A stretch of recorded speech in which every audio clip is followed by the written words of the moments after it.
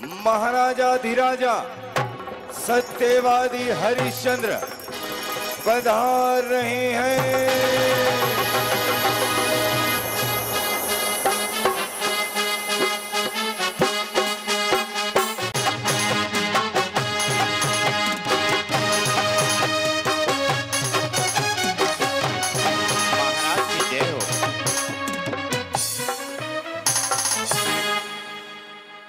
कहो द्वारपाल,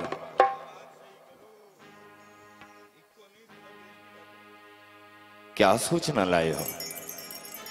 महाराज धीराज, यदि आपकी आज्ञा हो तो गुरु विश्वामित्र राज दरबार में आने के लिए आप महाराजा की प्रतीक्षा कर रहे हैं। नहीं, वो हमारे गुरु हैं, हमारे पूज्य हैं, उन्हें आज्ञा की भला क्या आवश्यकता है। चलो, मैं स्वयं उनकी आगवानी के लिए चलता हूं। मेरे गुरुवर आए हैं, मेरे गुरुवर आए। आयुष्मान भव। कहिए गुरुदेव, अपने इस सेवक के लिए क्या आज्ञा है? राजा हरिश्चंद्र, मैं महर्षि विश्वामित्र आज आज्ञा देने नहीं, एक भविष्यवाणी करने आया हूं। और ये भविष्यवाणी तेरे लिए लाभदायक नहीं। इस भविष्यवाणी में मैंने यह देखा है कि आने वाले समय में तेरी प्रजा का अंत होने वाला है। इन्हें फटना प्रारंभ किया तो अंत तक धरती फटती रहेगी। यदि इस राज्य में महामारी आई तो लोगों के मरने तक महामारी फैलती रहेगी। ऐसा मत कहिए गुरुदेव। आप ऋषि मुनियों ने हमेशा हमारी सहायता की है। जिस राज्य पर मुनियों का आशीर्वाद रहा है, उस राज्य में कभी कोई पीड़ा तक नहीं आई। तो ये इतनी बड़ी प्रलय मेरे ही राज्य में क्यों? मेरे पूर्वजों ने इस प्रजा को पुत्र की तरह पाल पोस कर इसका लालन पालन किया है। गुरुदेव, आपके होते हुए यह संभव नहीं हो सकता कि मेरी आंखों के सामने मेरी प्रजा मिट जाए। यही तो, जब जब राज्यों पर संकट आया है तब तक हम ऋषि मुनियों ने उस संकट को दूर किया है। यदि तू इस संकट से बचना चाहता है, अपनी प्रजा को जीवित देखना चाहता है, तो जब जब इस भारतवर्ष में अशांति फैली है तब तब ऋषि मुनियों द्वारा विश्व शांति महायज्ञ किए गए हैं। और तेरी प्रजा को बचाने के लिए इस राज्य में कोई शुभ मुहूर्त देखकर हमें विश्व शांति महायज्ञ करना होगा। गुरुदेव, जो भी नक्षत्र हो, जो भी शुभ मुहूर्त हो, आप शीघ्रता करें और विश्व शांति महायज्ञ को प्रारंभ करें। लेकिन इस विश्व शांति महायज्ञ में अर्जित होने वाला धन केवल और केवल तुम्हारे राजकोष का होगा राजा हरिश्चंद्र। गुरुदेव, राजकोष ही नहीं, यदि हीरे मोती के साथ साथ इस यज्ञ में मेरे प्राणों की आहुति भी देना चाहते हैं तो मैं निसंकोच होकर अपने प्राणों की आहुति दे दूंगा। बस कृपा करके आप मेरी प्रजा को बचा लीजिए। तो ठीक है, इस यज्ञ में जो धन अर्जित होगा वह धन केवल और केवल 3 भार स्वर्ण होगा। 3 भार स्वर्ण? आप एक क्षण प्रतीक्षा कीजिए, मैं अभी 3 भार स्वर्ण लेकर आता हूं। मैं अभी लेकर आता हूं। रुक जा राजा हरिश्चंद्र।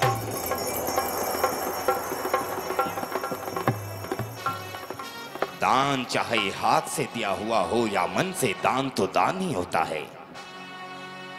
तूने जो मुझे 3 भार स्वर्ण दिया है यह 3 भार स्वर्ण मैं तुम्हारे पास कर्ज के रूप में रखकर जा रहा हूं। जिस समय भी मुझे इस स्वर्ण की आवश्यकता होगी, मैं तुमसे ये स्वर्ण अवश्य ले लूंगा। जब तक यह स्वर्ण तुम्हारे पास कर्ज के रूप में रहेगा, कर्ज के रूप में रहेगा।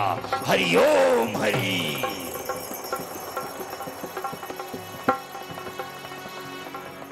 हे विष्णु महादेव, हे सृष्टि के रचयिता ब्रह्मा, मेरी प्रजा की रक्षा करना, मेरी प्रजा की रक्षा करना। महाराज की जय हो। कहो। महाराज धीराज, स्थिति देखकर सूचना देने का इच्छा तो नहीं होती, लेकिन आपके दर्शनों को एक साथ भी आई है। यदि आप कहें तो वो आपके दर्शन करने की इच्छा रखती है। द्वारपाल, ये तो अहोभाग्य होता है उनका जिनके द्वार पर ऋषि मुनियों का आगमन होता है। जाओ और उन साध्वी को सहसम्मान राज दरबार में लेकर आओ। मैं तो प्रभु से यही प्रार्थना करूंगा कि इसी तरह साधु संतों का यहां आगमन होता रहे और मेरी प्रजा सदैव फलती फूलती रहे। राजा जी की जय हो।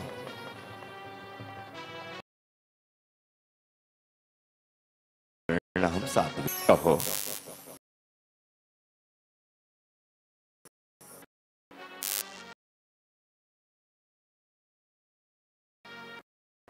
मैं आपके राज्य से कर जा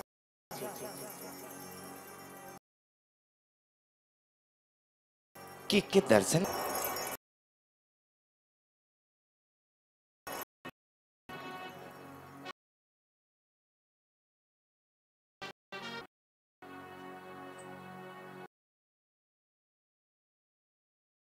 यदि आपको तो मैं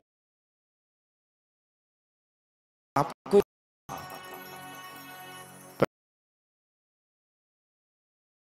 आरंभ करो। साथ में सुने हुए बरसों हो जो हम कुछ अच्छा सा दो।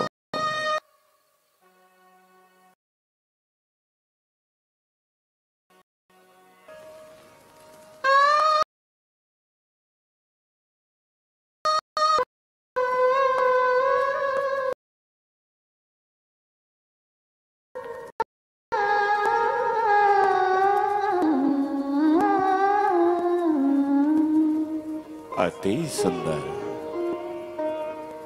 तोरा मन दर्पण कहलाए, तोरा मन दर्पण कहलाए। भले बुरे सारे कर्मों को देखे और दिखाए, तोरा मन दर्पण कहलाए, तोरा मन दर्पण कहलाए। कितना सुंदर गाती हो।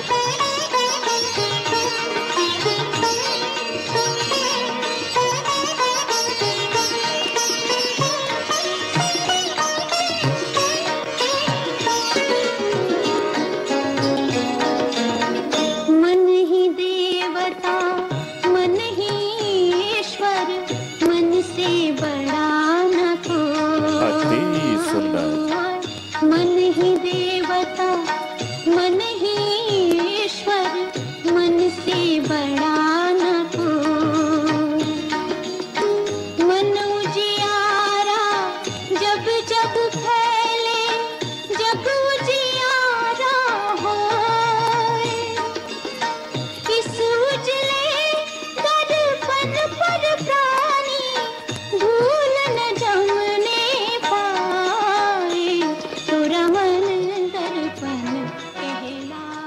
थे प्रसन्नता हुई। साध्वी, हम तुम्हारे इस सुंदर गीत को सुनकर प्रसन्न हुए। तुम्हारी जो भी इच्छा हो तुम इस भरे राज दरबार में हमसे मांग सकती हो। राजा जी, क्या आप मुझे कोई उपहार देना ही चाहते हैं? अवश्य, लेकिन मैं उस उपहार को लेने से पहले आपसे 3 वचन लेना चाहती हूं। क्यों साध्वी? क्या सत्यवादी राजा हरिश्चंद्र पर तुम्हें विश्वास नहीं? हमने आज तक एक भी शब्द असत्य नहीं कहा है। क्या तुम्हें मेरा गीत सुंदर लगा? निसंदेह। क्या आप मुझे उपहार देना ही चाहते हैं? हाँ। तो जब उपहार देना ही चाहते हैं तो 3 वचन देने में हर्जी क्या है? ठीक है, 3 वचन देता हूं। जो मांगोगी इस राज दरबार में तुम्हें अवश्य मिलेगा। अपनी बात से पलट तो नहीं जाओगे?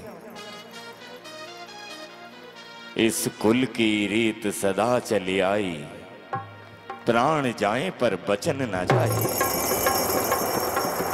मांगो साध्वी, जो मांगना चाहती हो। तो फिर ठीक है, आपको मेरा गीत अच्छा लगा, आप मुझे उपहार देना चाहते हैं, तो इस उपहार में मैं आपसे विवाह करना चाहती हूँ। साध्वी,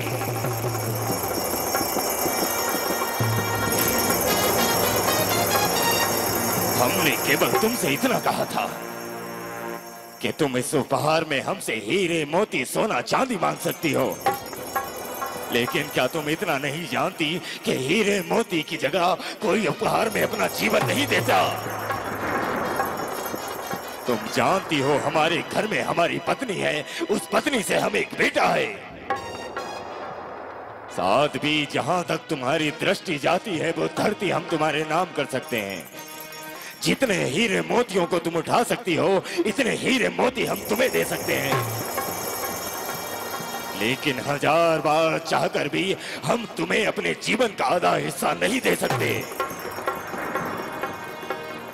आप ही ने कहा था कि आप हमें उपहार देना चाहते हैं, तो हम उपहार में अपना जीवन कैसे दें?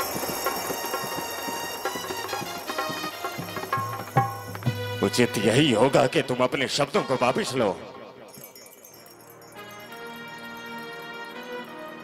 मैंने तो सुना था कि राजा हरिश्चंद्र कभी असत्य नहीं बोलता, लेकिन जो अपने वचनों को देकर अपनी बात से पलट जाए वो इस संसार में सबसे बड़ा असत्यवादी हो सकता है। साध्वी,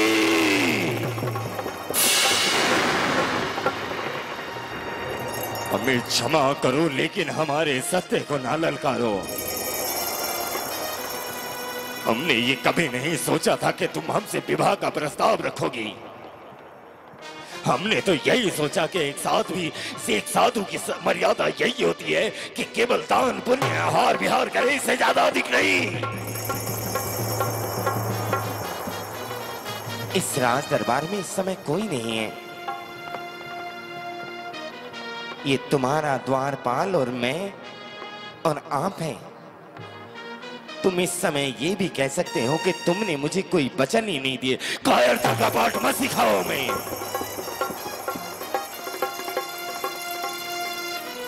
हम तुम्हारे हाथ जोड़ते हैं। हम तुमसे कहते हैं कि अपने ये उपहार हमसे मत मांगो। हरि ओम हरि।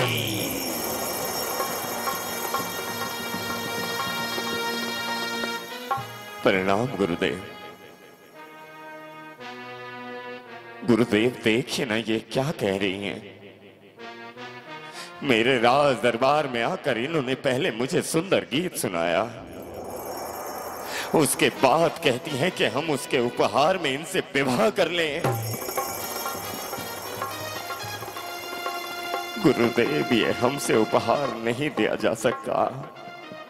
हम अपनी पत्नी होते हुए किसी और स्त्री को पत्नी का अधिकार कैसे दे दें?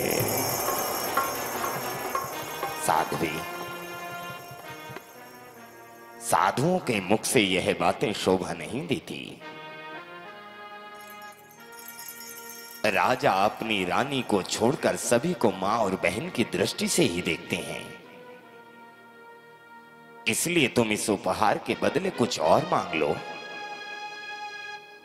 गुरुदेव,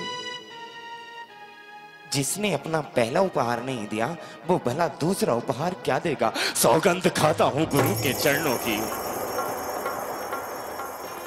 सौगंध है मुझे इन कमल चरणों की। साध्वी, इस उपहार को छोड़कर जो भी मांगोगी मैं निसंकोच होकर तुम्हें दे सकता हूं। तो फिर ठीक है, मैं आपसे विवाह का प्रस्ताव नहीं रखती। पहला उपहार मैं आपसे नहीं मांगती, लेकिन इस उपहार के बदले दूसरे उपहार में मुझे तुम्हारा राज्य चाहिए राजा हरिश्चंद्र। नहीं!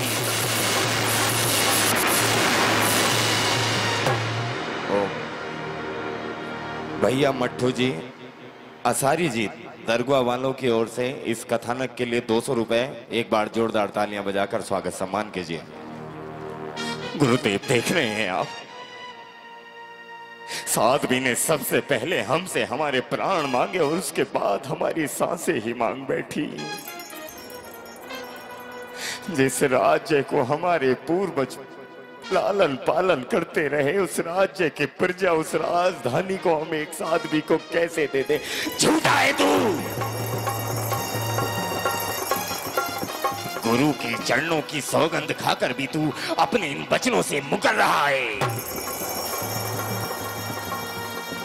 इससे तो अच्छा होता कि तू हमारा दास ना होता, हम तेरे गुरु ना होते। राजा हरिश्चंद्र, इसी समय अपनी राज मुकुट और राजश्री वस्त्रों को उतारकर निकल जाए इस राज्य की सीमा से,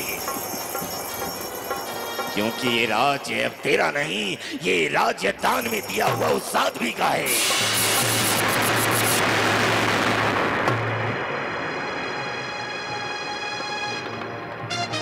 अति उत्तम साध्वी,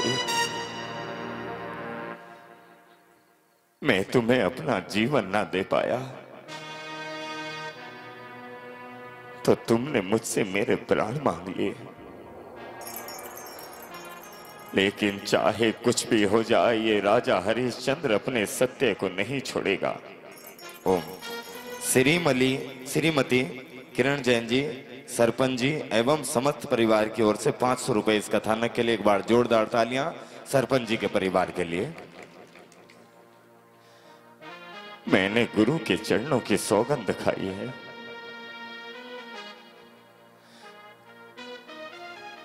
गुरुदेव, जा रहा हूं इस राज्य को छोड़कर, इस राजधानी को छोड़कर जा रहा हूं। गुरुदेव, मैंने कोई अनर्थ तो नहीं किया। एक राजा और एक प्रजा में पुत्र और पिता का संबंध होता है, और जब एक पिता अपने पुत्र को इस तरह दे दिया करता है तो कुछ आंसुओं की धारा संभावित होती है, लेकिन विधि के विधान को कोई नहीं पलट पाएगा। नागराज!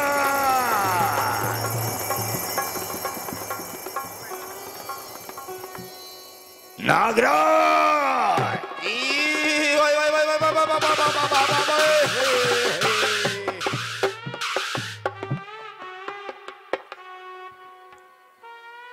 गुरुदेव, लंबे हाथों का प्रणाम स्वीकार करें।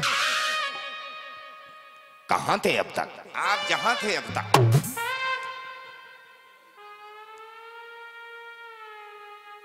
थोड़ा व्यवहार में रहा करो। साधु का यही व्यवहार होता है जी। गुरुदेव, आज्ञा दीजिए, आपने मुझे यहाँ क्यों बुलवाया? तुम्हारे लिए एक सूचना है। आज्ञा नहीं है क्या? मुझे तो आज्ञा चाहिए। सूचना ही आज्ञा है। आपका ये मतलब है कि पुरुष ही स्त्री है। शांत हो जाओ।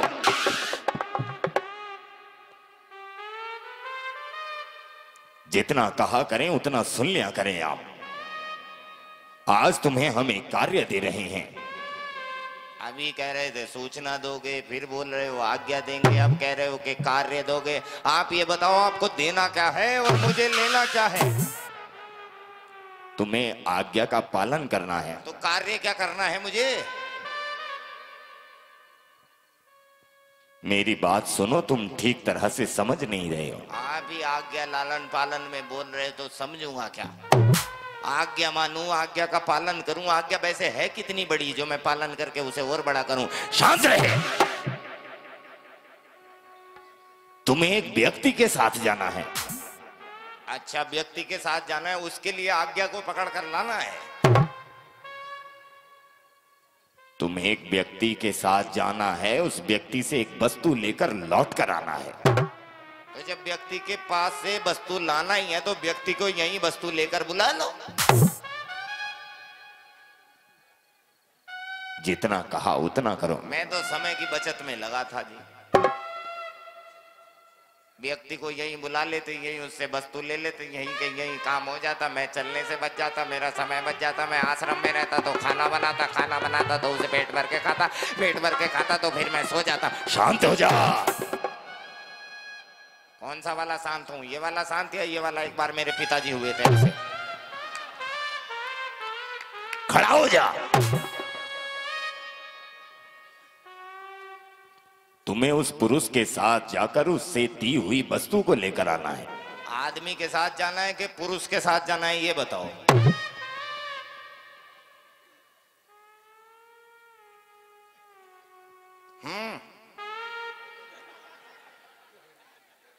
आने दो। किसे? सही समय को आने दो। अब ये समय कौन है? कितनी देर में आएगा पता ही नहीं है।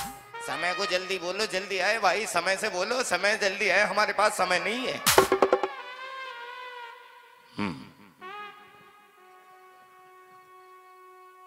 गुरुदेव,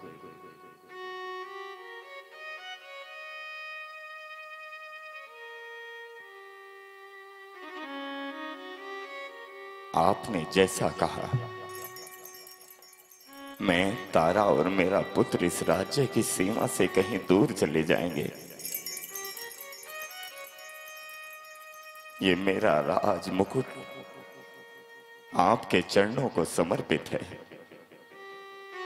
लीजिए गुरुदेव। चलो तारा,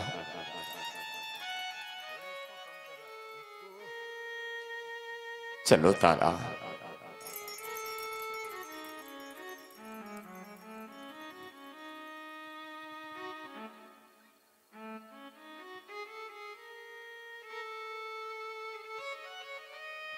रुक जा हरिश्चंद्र।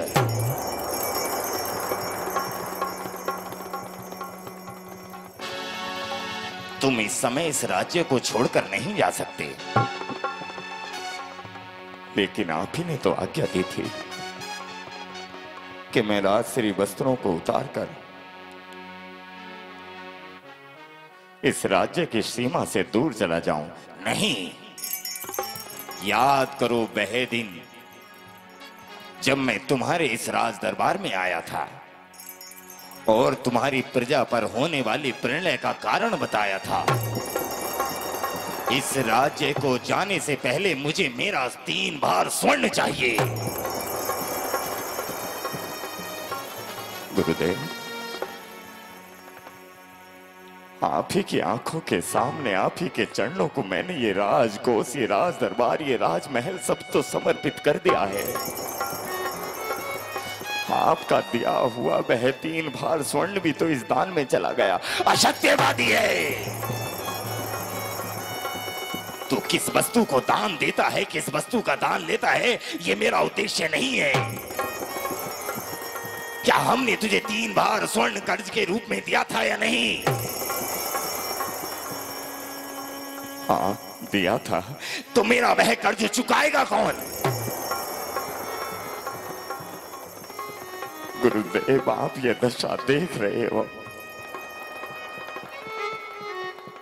इस शरीर पर इन श्वेत वस्त्रों के अलावा कुछ नहीं है। मैं आपका 3 भार स्वर्ण कहां से दूं?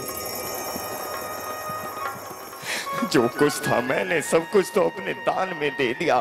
दान में दी हुई वस्तु का रोना बार बार नहीं होना चाहिए। दान दी हुई वस्तु को यदि याद किया तो सबसे बड़ा पाप दान कर्ता को ही लगता है।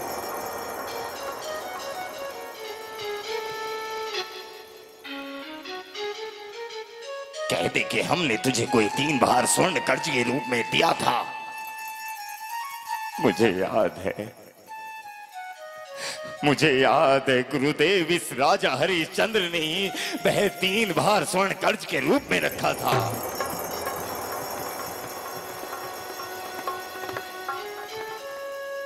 मुझे कितना समय मिल सकता है? कितना समय है मेरे पास गुरुदेव, कितना? यदि तूने 3 दिन के अंदर वह 3 भार स्वर्ण नहीं दिया तो चौथे दिन का सूर्य तेरी प्रजा नहीं देख पाएगी।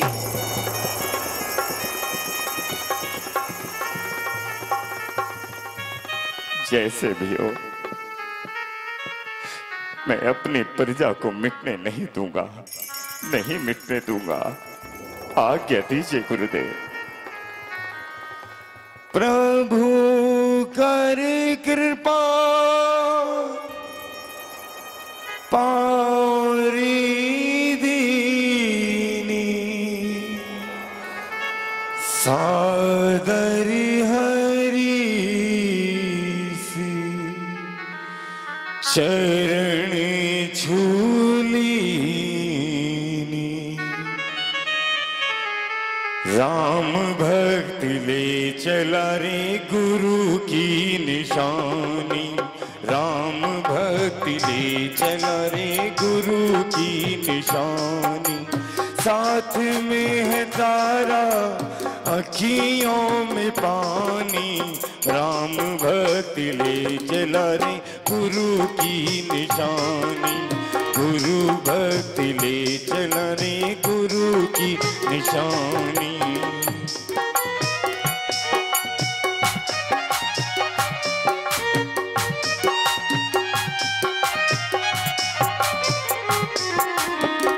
तन मन बचन उमंग अनुरागा धीर धुरंधर धीरज त्यागा।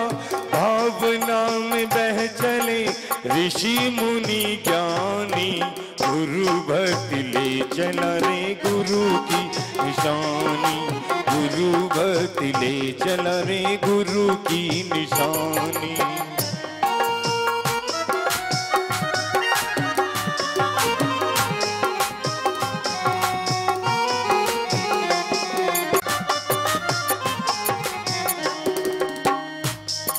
बाबा, मुझे भूख लगी है बाबा। बेटे, ये तो समय का परिवर्तन है। कल तक जो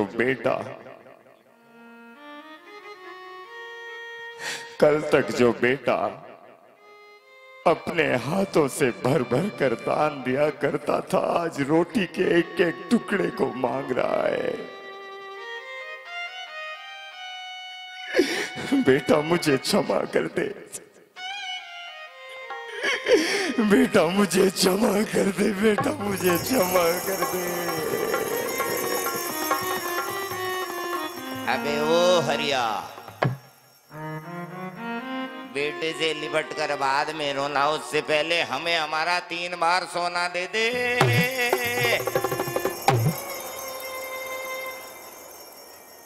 अगर अरे 2 रोज हो गए, केवल 1 दिन बचा है और तू अपने बेटे की भूख में, पत्नी की सुंदरता में, अपने राज्य के छीनने के चक्कर में ही लगाए। वे मुझे सोना दे दे।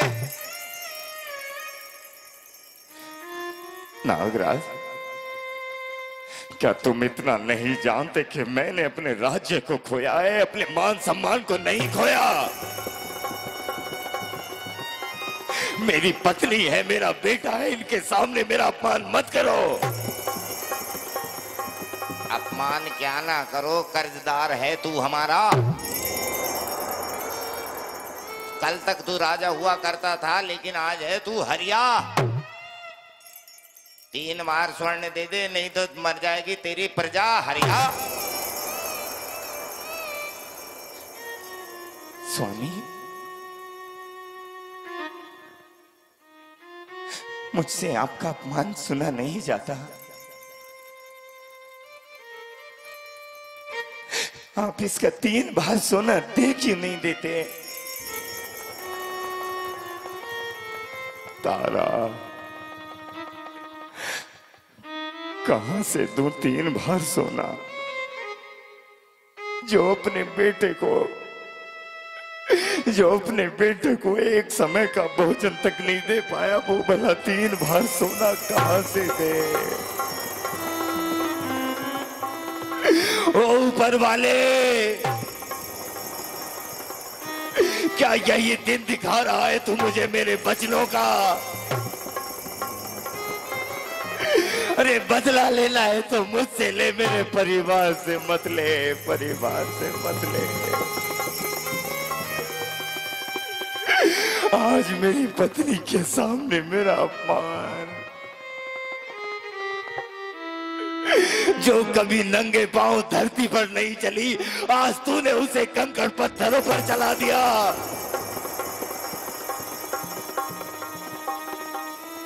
तारा, मुझे क्षमा कर दे तारा, मुझे क्षमा कर दे तारा। ये सब कुछ मेरे कारण हुआ है। मैं हमेशा आपके साथ रही हूं। आप इनका गुरुजी का 3 बार स्वर्ण अवश्य दीजिए। सुना है यहाँ काशी नगरी है,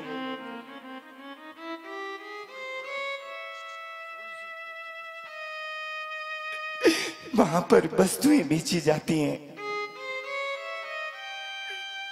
और मैंने अपनी दासी से सुना था कि वहां मनुष्यों को भी बेचा जाता है। तुम भले ही मुझे बेचकर इनका 3 बार सोना दे दो। ला ला ला तारा ला।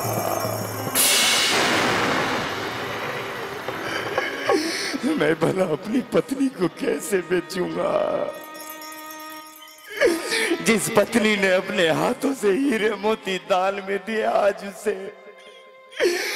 उसे रत्ती भर सोने के बदले कैसे बेच दूं? तुमने हमेशा साथ दिया मेरा। तारा, ऐसा मत कर तारा, मैं नहीं कर पाऊंगा तारा। मैं कब कह रही हूं कि मैं तुमसे दूर जा रही हूं?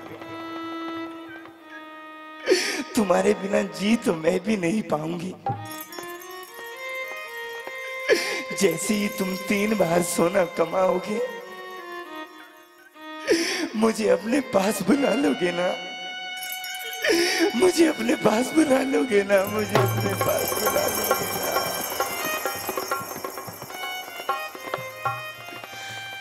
काशी के बाजार में फिरता हूँ लाचार में, कर्ज के कारण फिरूं बेचता अपनी प्यारी नार में, काशी के बाजार में।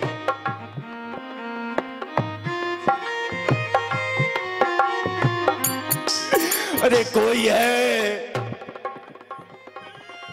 जो मेरी पत्नी के बदले 3 बार सोना मुझे दे सके? अरे देखिए, ये देखने में कितनी सुंदर दिखती है। जो कार्य बोलोगे वो कार्य करेगी। अरे खरीद लो कोई मेरी पत्नी को, खरीद लो कोई मेरी पत्नी को, खरीद लो कोई मेरी पत्नी को। अरे भाई,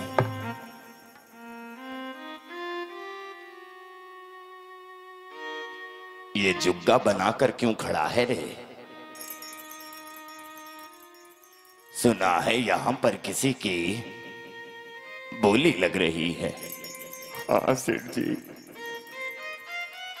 मैं राजा हरिश्चंद्र और ये मेरी पत्नी तारा।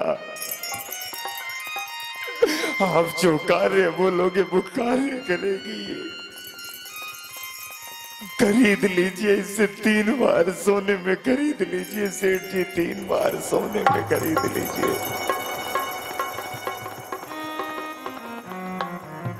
अरे नहीं, 3 बार सोने में तो ऐसी 1 दर्जन स्त्रियां आ जाएंगी। ना सेठ जी, खरीद लीजिए मेरी पत्नी को 3 बार सोने के बदले। मैं आपके पांव पड़ता हूँ, मैं आपके हाथ जोड़ता हूँ, खरीद लीजिए मेरी पत्नी को। देखो भाई, यदि तुम इतना रो रहे हो तो ठीक है, मैं तुम्हारी पत्नी के बदले तुम्हें 2 बार सोना दे सकता हूं। इससे अधिक मैं नहीं दे सकता, नहीं दे सकता। सेठ जी, कुछ तो विचार कीजिए।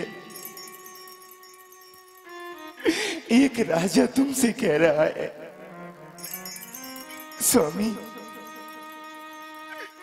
2 बार ही मिलते हैं तो 2 बार ही ले लो। कहीं ऐसा ना हो कि तुम्हारी ये महारानी इस बाजार में कोड़ियों के दाम भी ना बिके।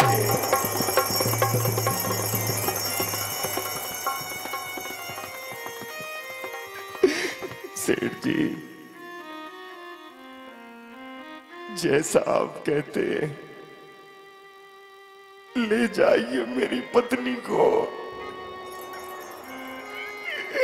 ले जाइए मेरी पत्नी को, ले जाइए मेरी पत्नी को।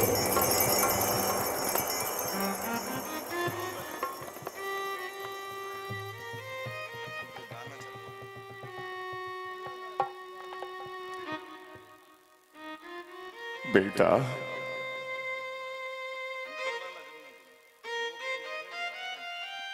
अपनी मां का ध्यान रखना। चलो चलो, मेरे साथ चलो और इस बेटे को भी ले लो। चलो। नहीं सेठ जी, नहीं, मैंने अपने बेटे की बोली नहीं लगाई थी। अरे मैंने तो केवल अपनी पत्नी को 2 बार सोने के बदले बेचा है। मुझे अपने बेटे को नहीं बेचना, नहीं बेचना। अरे मूर्ख है क्या? अरे लगता है बाजार में तू पहली बार आया है। अरे देखा नहीं, जब गाय को बेचा जाता है तो उसके बछड़े को मुफ्त में दिया जाता है। अगर पत्नी के साथ बेटा देना है तो ठीक है, नहीं तो ये सौदा मुझे मंजूर नहीं है। नहीं सेठ जी, नहीं, नहीं, नहीं। ना तारा, तारा, तारा,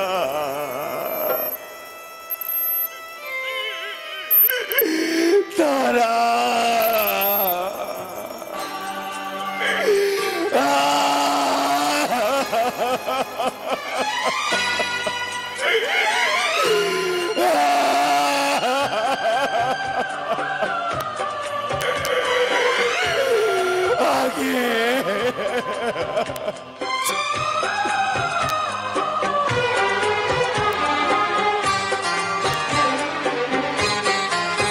आगे आगे आगे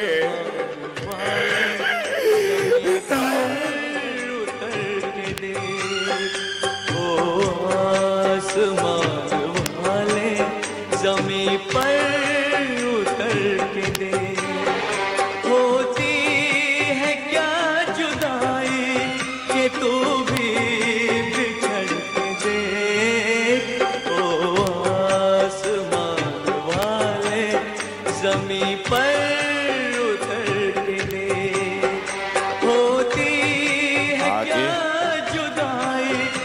तू भी बिछड़ के देख, ओ आसमान वाले जमीन पर उतर के देख।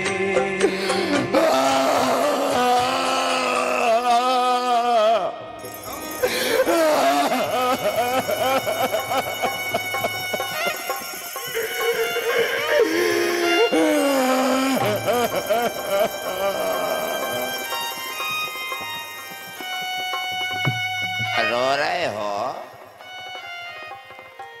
हाँ नागराज। क्यों रो रहे हो? आज मुझसे मेरा बेटा मेरी पत्नी अलग हो गए। मेरा बेटा मेरी पत्नी मुझसे अलग हो गए नागराज। अभी एक बार सोना और बचा है, मुझे वो सोना भी दो, नहीं तो कल तक तुम्हारी प्रजा मर जाएगी। अरे कहां से तुम्हें सोना? कहां से तुम? मेरे पास अब परिवार के लिए भी कुछ नहीं बचा।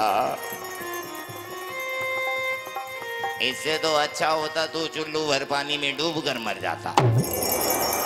अब पूछता है कहां से तू सोना? अरे जिस तरह अपनी पत्नी का हाथ पकड़कर उसकी बोली लगाई है, तो खुद की भी तो बोली लगा दे। आज समझ आया, जब समय करवट लेता है तो क्या होता है। आज इस राजा को, एक व्यक्ति को स्वयं अपने मुंह से अपनी बोली लगानी पड़ेगी। अरे कोई है जो इस राजा हरिश्चंद्र को खरीद सके? अरे केवल एक बार सोने के बदले राजा हरिश्चंद्र मिलेगा। अरे कोई ले लो, कोई ले लो, मुझे कोई ले लो, कोई ले लो, मुझे कोई ले लो।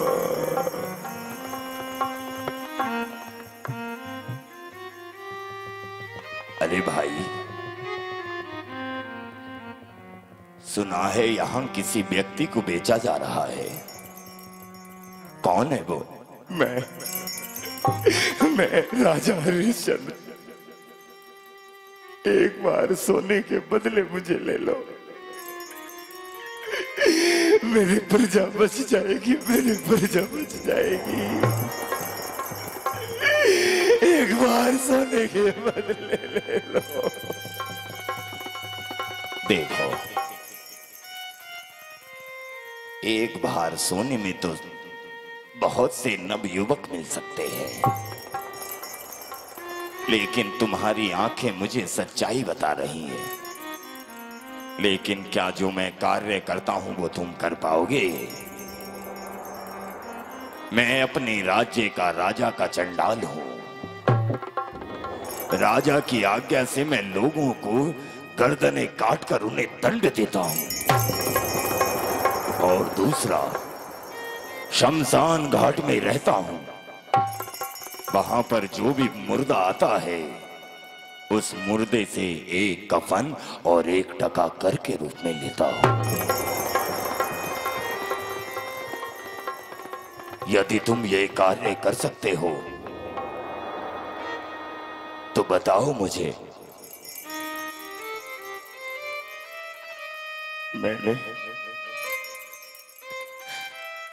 मैंने कभी किसी की गर्दन तो नहीं काटी, लेकिन अपनी प्रजा बचाने के लिए आपका दास बनकर आपकी आज्ञा का पालन अवश्य करूंगा। तो फिर ये लो, एक बार सोना और चलो मेरे साथ। आओ नागराज, तुम गुरुजी के ही पास जाओगे ना? गुरुजी से कहना कि हरिश्चंद्र नहीं रहा, नहीं रहा, ओए! नहीं रहा हरिश्चंद्र, नहीं रहा। ओ मट्ठू जी, असाट कहाँ है? मुन्ना,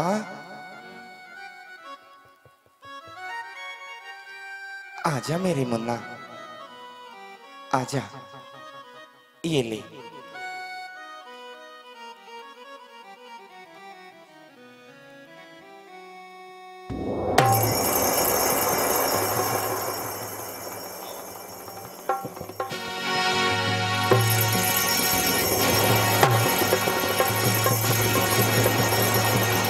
जब देखती हूँ तभी सर्प को दूध पिलाती रहती है, खाना ही खिलाती रहती है।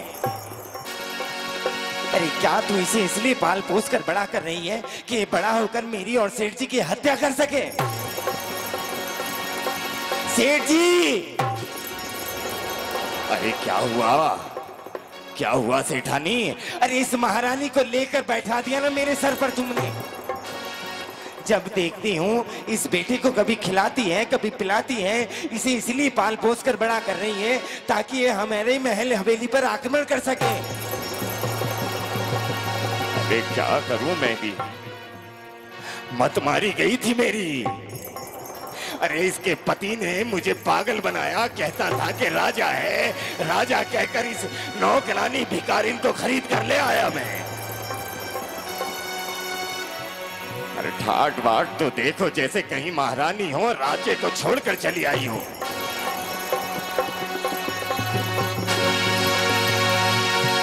अब क्या करूं तेरा? करना क्या है? इधर आ, मेरी बात सुन। अगर तुझे इस घर में रहना है तो तुझे काम करना होगा, और अभी के अभी यहां से दौड़ कर जा, बाग बगीचों में जाकर मेरे लिए सुंदर फूल लेकर आ। जा यहां से।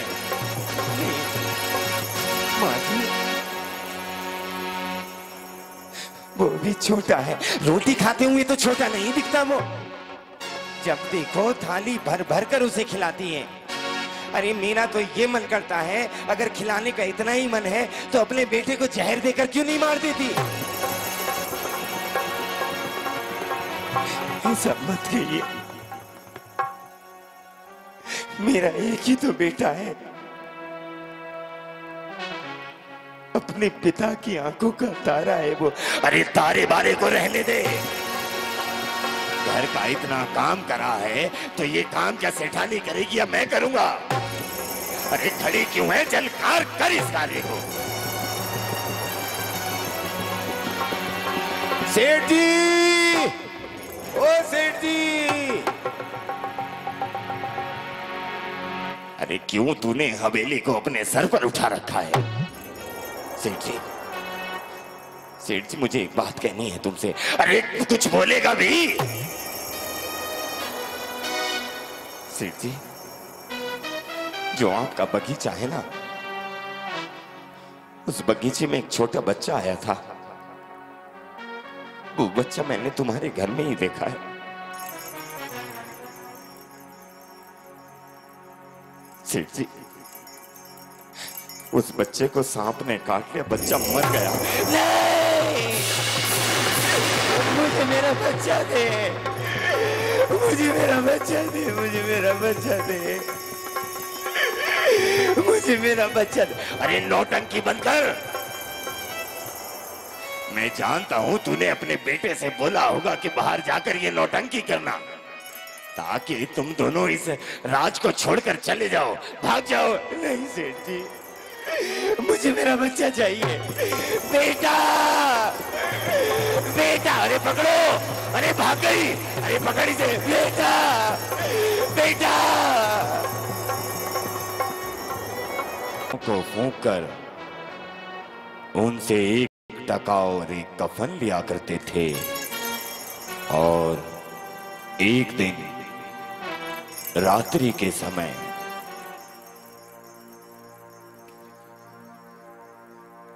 कोई है?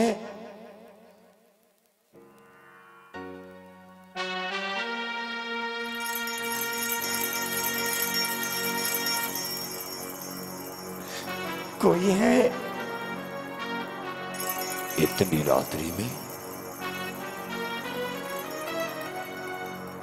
शमशान घाट में कौन हो सकता है?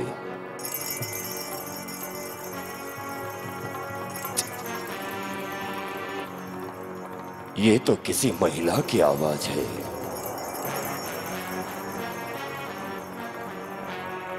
कौन हो तुम?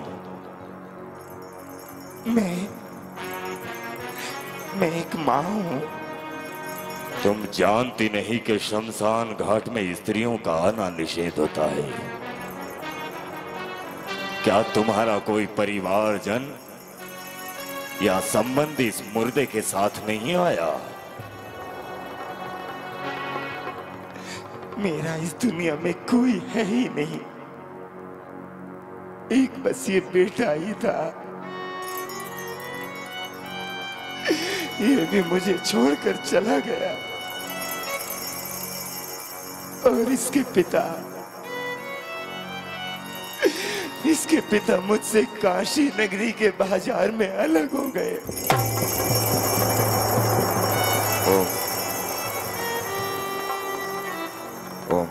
डॉक्टर जगदीश जी जो पूर्व सरपंच थे दरगुआ के, एक बार जोरदार तालियां हमारे पूर्व सरपंच जी के लिए जिन्होंने इस नाटक पर 501 रुपए इन कलाकारों को दिए। एक बार जोरदार तालियां बजाकर स्वागत सम्मान करें। प्रजा को बचाने के लिए वो हमसे अलग हो गए। तारा तारा तारा बेटा रोहतास, बेटा रोहतास, बेटे रोहतास क्या हो गया तुझे? मेरा बेटा, मेरा बेटा, अरे मेरे बेटे को क्या हो गया?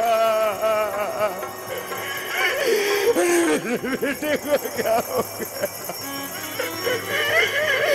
मेरा बेटा, मेरा बेटा, मेरा बेटा, ये क्या हो गया मेरे बेटे को? राजा जी, आज तक तो यही देखा था कि पिता की अर्थी में अग्नि बेटा ही देता है, लेकिन आज तुम पहले पिता होंगे जो अपने बेटे की चिता में अग्नि लगाओगे।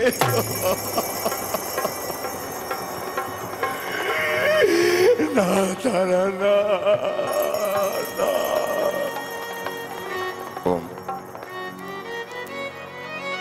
पन्ना लाल जी साहू जो दरगाह निवासी हैं, 101 रुपए इन कलाकारों के लिए। एक बार जोरदार तालियां बजाकर आप सभी स्वागत सम्मान करें। ना ना ना, क्यों? चलिए हम दोनों अपने बेटे की अर्थी बनाते हैं ताकि उसकी चिता में उसका हम अंतिम संस्कार कर सकें। तारा,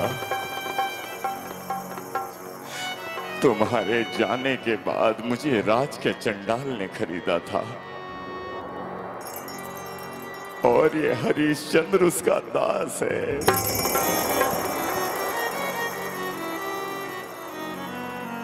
और मैंने अपने धर्म को किसी भी परिस्थिति में नहीं छोड़ा।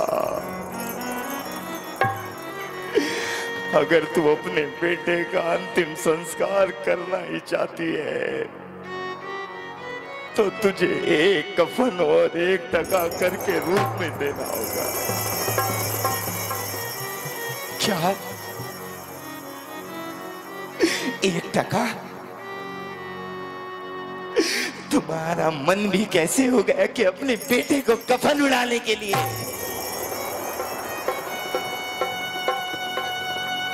क्या इसकी चिता में अग्नि लगाने के लिए ये तुम्हारा कुछ नहीं लगता? क्या ये तुम्हारा बेटा नहीं है? क्या तुम्हारा इससे रिश्ता नहीं है? नहीं है, नहीं है, नहीं है। तू जिस जगह पर बैठी है, संसार के रिश्ते यहां आकर खत्म हो जाते हैं। और मैं अपने बेटे के लिए, अपने बेटे की अर्थी के लिए अपने दिए हुए धर्म को नहीं भूल सकता।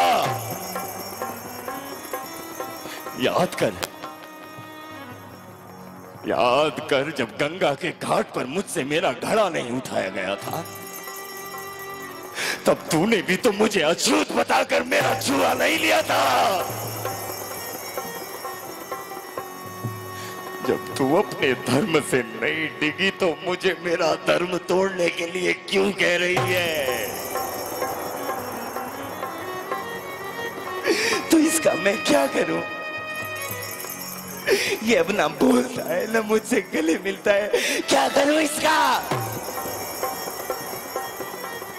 भगवान ने खेल खेले हैं हमारे साथ।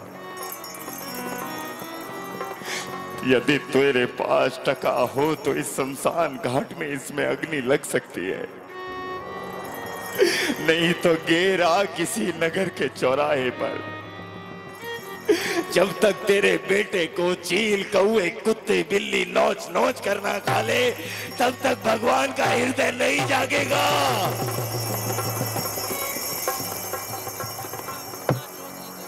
मुन्ना चौधरी जी कंचनपुरा जी की ओर से 100 रुपए इस कार्यक्रम के लिए एक बार जोरदार तालियां बजाकर स्वागत सम्मान करें। जा बेटा, तू तो मेरे आंचल का फूल है ना। तू तो मुझे हमेशा अपनी मां कहता था ना। ठीक है, मैं तुझे कफन तो नहीं। ओम श्री राम किशोर जी मुखिया एवं प्रेम चोपड़ा जी दरगुआ की ओर से 100 रुपए इस कथानक के लिए एक बार जोरदार तालियों से स्वागत सम्मान कीजिए। और अनंत राम जी असाठी परिवार दरगुआ 200 रुपए इस कथानक के लिए एक बार जोरदार तालियां। कम से कम आप सभी सम्मान में तालियां बजाते रहें। मैं तेरी माँ हूं, और एक माँ अपने बेटे को कफन कैसे उड़ाए? ले बेटा, तू मेरे आंचल का फूल है। ये माँ तुझे अपना आंचल दे रही है, अपना आंचल दे रही है। ओम 100 रुपए नगर सेठ जी की ओर से एक बार जोरदार तालियां बजाकर स्वागत सम्मान करें।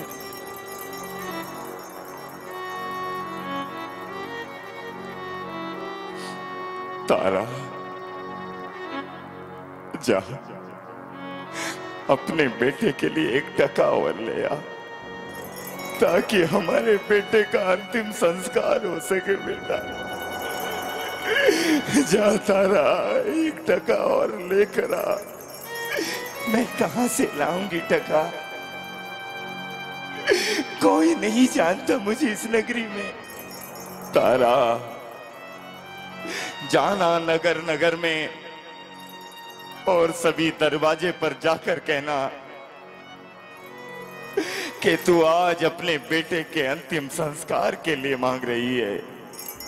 ओम शिखरचंद जी जैन दरगुआ वाले 50 रुपए एक बार जोरदार तालियां बजाकर स्वागत सम्मान कीजिए।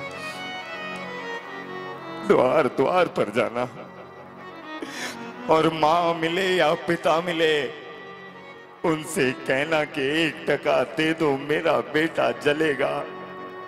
उसके बदले उनकी संतान को आशीर्वाद देना कि वे सदा लंबी आयु के हो।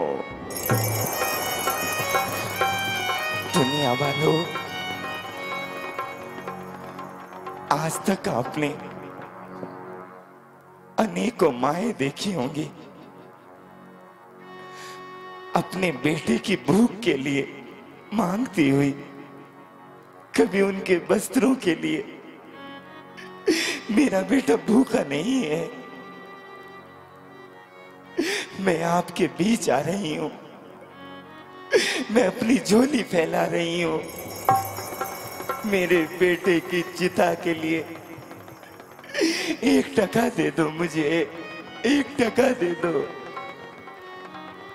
बना के क्यों बिगाड़ा रे, 1 टका दे दो मुझे, मेरे बेटे की चिता के लिए 1 टका दे दो, 1 टका दे दो। बिगाड़ा। राम किशोर जी मुखिया परिवार, सुरेश जी रॉय, प्रेम चोपड़ा जी दरगुआ, 100 रुपए इन कलाकारों के लिए एक बार जोरदार तालियां बजाकर स्वागत सम्मान करें।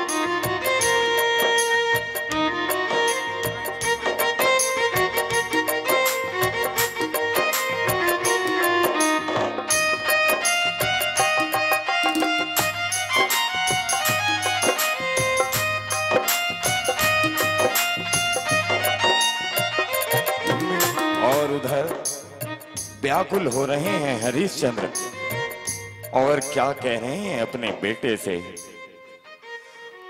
मेरे ललन दुलारे बोली कछु बोल, मेरे ललन दुलारे बोली कछु बोल, मत बाबा को रुला रे बोली कछु बोल। बाबा बाबा कह के, बाबा बाबा कह के रस कानों में घोल, मेरे ललन दुलारे बोली कछु बोल, मत पिता को रुला रे बोली कछु बोल।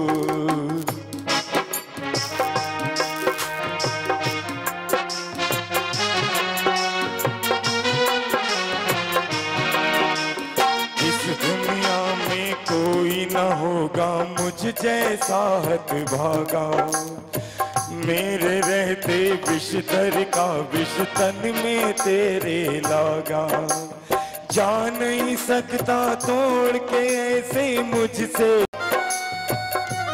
बच्चे को बैठाओ। सावधान।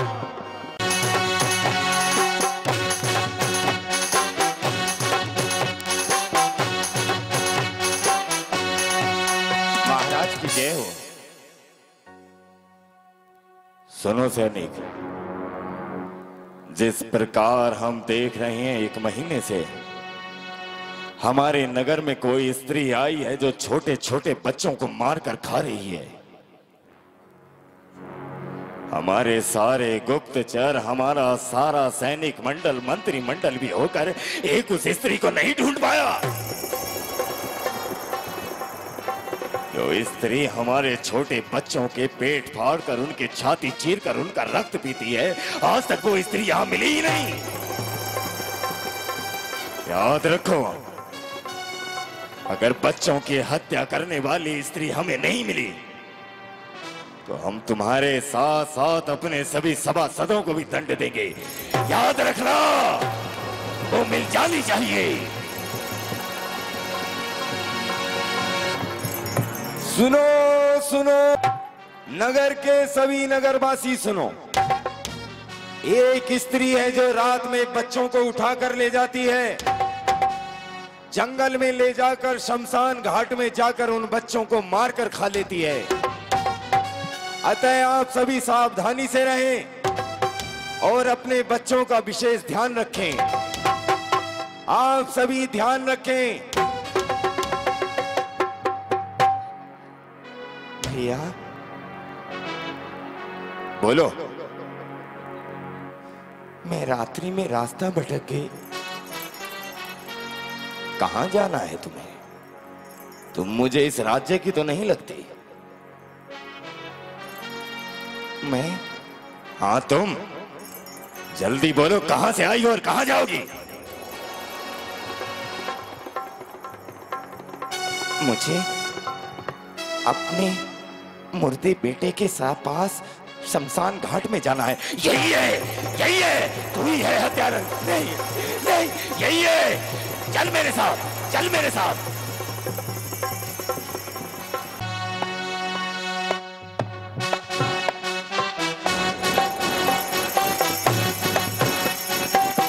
महाराज की जय हो। महाराज धीराज, कल ही रात्रि हमने उस स्त्री को पकड़ा है जो हमसे ही हमारे मंत्री मंडल से शमशान घाट जाने का मार्ग पूछ रही थी। और उसके पास महाराज हमने एक मुर्दे को भी देखा। वो स्त्री मिल गई और तुम चुपचाप खाली हाथ राज दरबार में चले आए। शीघ्रता से लाओ उस हत्यारन को, उस कुल्टा को, ताकि हम उसे दंड दे सकें।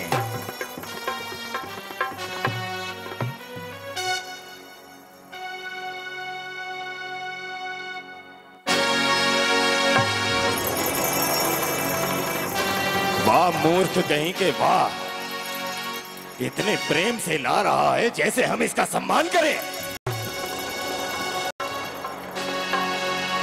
तू वही है ना जिसने मेरे राज्य के छोटे छोटे बच्चों को मारकर खाया है? क्या तेरी कोख से किसी बेटे या बेटी ने जन्म नहीं लिया? क्या तू एक मां की ममता को नहीं समझ पाई? अरे निर्लज्ज कुल्ठा। ओ नरेश जी, नरेश सिर भैया जी, रुपेश सेन जी दरगुआ, 100 रुपए इस कार्यक्रम के लिए एक बार जोरदार तालियां बजाकर आप सभी स्वागत सम्मान करें। कुल्टा कलंकनी, क्या तुझे एक स्त्री होते हुए भी लज्जा नहीं आती? मैं श्री राम किशोर जी मुखिया जी दरगुआ की ओर से 50 रुपए एक बार जोरदार तालियां बजाकर स्वागत सम्मान करें। मैं ओम मट्टू जी असाठी जी दरगुआ वाले 100 रुपए इस कलाकारी के लिए एक बार जोरदार तालियां बजाएं कम से कम, बहुत शानदार।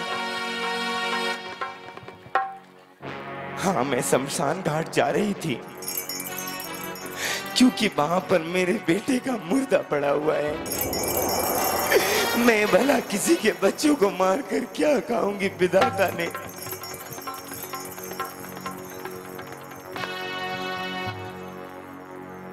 मैं क्या कहूं, कैसे कहूं? ओ जैन साहब जी लार 200 रुपए इस कथानक के लिए एक बार जोरदार तालियां बजाकर स्वागत सम्मान करें। खुद मेरा बेटा शमशान घाट में पड़ा हुआ है। सैनिक, हम इसकी एक भी नहीं सुनेंगे। इसी समय राज के चंडाल को बुला लिया जाए और इसकी हत्या कराई जाए। राज के चंडाल उपस्थित हो।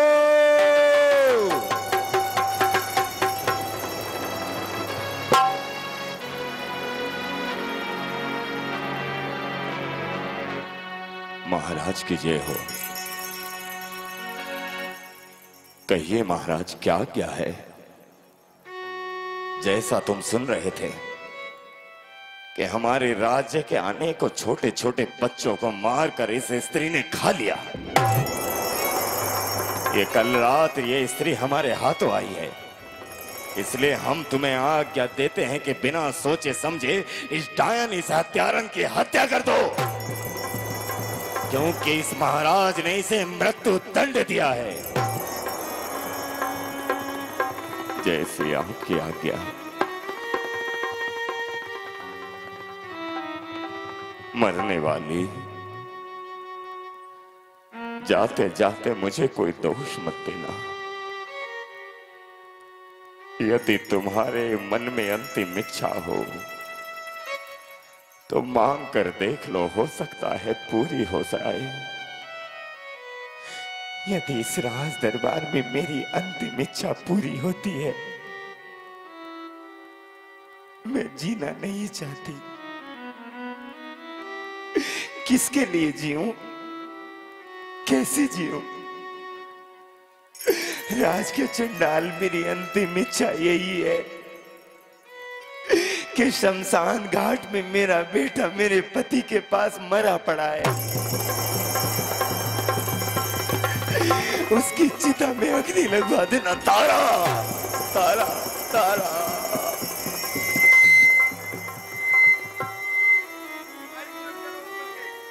तारा,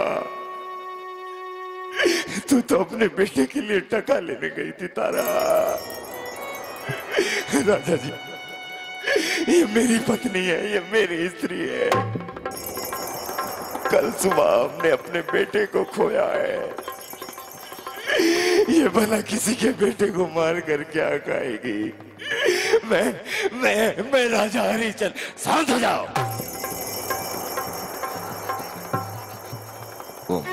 बैठे रहे, मात्र 5 मिनट का कार्यक्रम है, ये महिलाएं उठती हैं। राम कुमार जी, मुखिया जी, 50 रुपए इन कलाकारों के लिए एक बार जोरदार तालियां बजाकर स्वागत सम्मान करें। ये मेरी स्त्री है। तुम्हें जो आज्ञा दी गई है उस आज्ञा का पालन करो। उठाओ अपने हाथों में तलवार और हत्या कर दो इस उल्टा की। तारा। हाँ स्वामी, तूने मेरा हमेशा साथ दिया है। हर परिस्थिति में तू मेरे साथ खड़ी रही है। मैं दास हूं किसी की आज्ञा। महाराज की आज्ञा का पालन करना मेरा कर्तव्य है। तारा, मैं ये तलवार उठाता हूं। आज इस अंतिम क्षण में तो मेरा साथ देगी ना? हाँ, मुझे और मेरे बेटे को एक ही साथ अग्नि लगाओगे ना? हे भगवान, देख तारा, मेरे हाथ कांप रहे हैं। राम किशोर जी, मुखिया जी, दरगुआ 50 रुपए इन कलाकारों के लिए एक बार जोरदार तालियां बजाकर स्वागत सम्मान करें। देख मेरे हाथ कांप रहे हैं, मेरी छाती फट रही है। मेरा साथ दे दे, अपनी गर्दन झुका ले। रुक जा।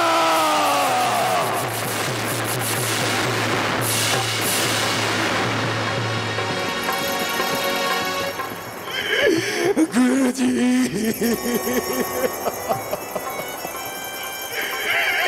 गुरुजी देखिए ना क्या हो गया आज। गुरुजी, गुरुजी। अरे राजा हरिश्चंद्र, रोता क्यों है? ये तो केवल तेरी परीक्षा थी। इस परीक्षा में तू सफल हुआ।